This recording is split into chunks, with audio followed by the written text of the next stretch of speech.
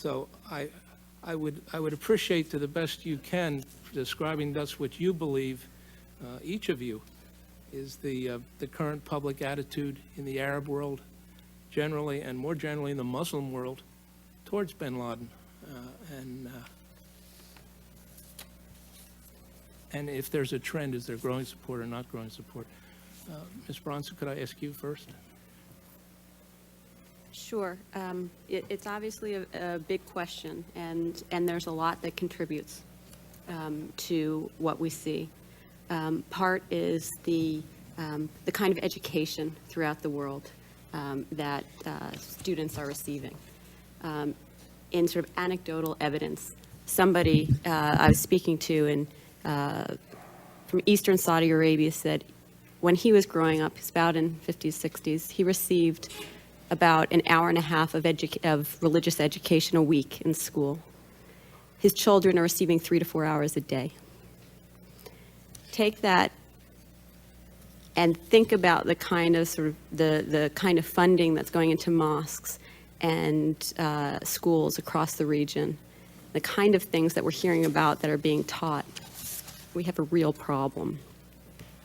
It's sort of generations coming up who've been schooled on nothing but a very awful strand of what the religion means.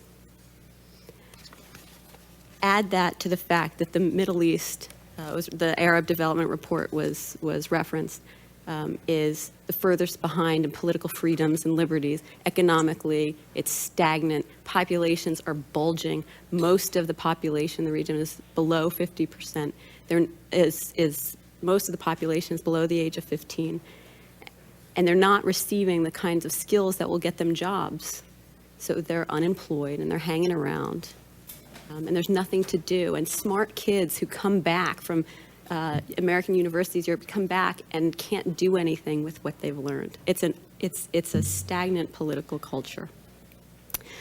But why I sort of focus on the sort of education part of it is my frustration that we are not offering alternatives to what is going on in the region. In the late 1990s in the Gulf, we had a very heavy military presence compared to historically where we've been. We offered very little social and economic policies to bolster or support our military presence. We cut back on all the kinds of programs that we used to have to woo Europeans to the United States.